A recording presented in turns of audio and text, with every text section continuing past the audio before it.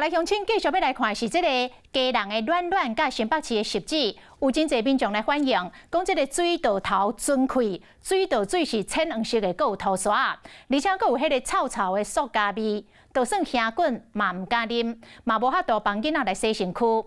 自来水公司是讲，迄是因为顶礼拜基隆真少落雨，所以抽水才会去抽到涂刷。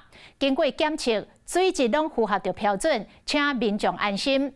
但是有真侪乡亲也是讲唔敢啉。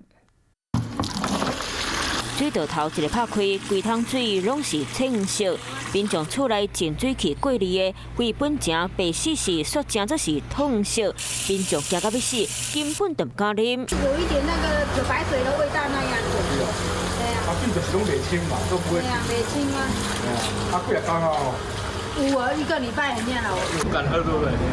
对啊，虽然家里有过滤的设备，可是还是会觉得不放心啊。洗身躯水规片黄黄个落落，惊到唔敢用，闻起来除了有塑胶味，还有涂刷味，包括基隆暖暖，还有新北十指有的所在，这一礼拜都真侪民众拢讲，这水质无清气。记者来到新山自来水厂，为涂骹底呼一罐水出来，看起来清气。自来水水厂的厂长佮亲身啉落去。那个河川水的流速啊，就变得慢。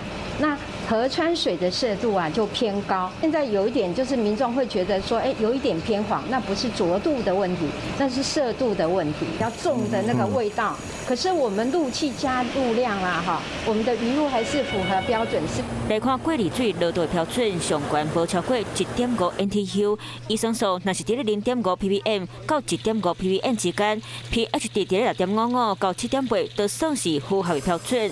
不过民众一个拍开水道头，若是闻到真旧的味，就惊。民众甘愿家己啉几杯矿泉水，会较安心。嗨，我是庄宇杰，想要看到更多的新闻内容吗？赶快订阅华视新闻的 YouTube 频道，并且开启小铃铛，跟着宇杰一起看新闻吧。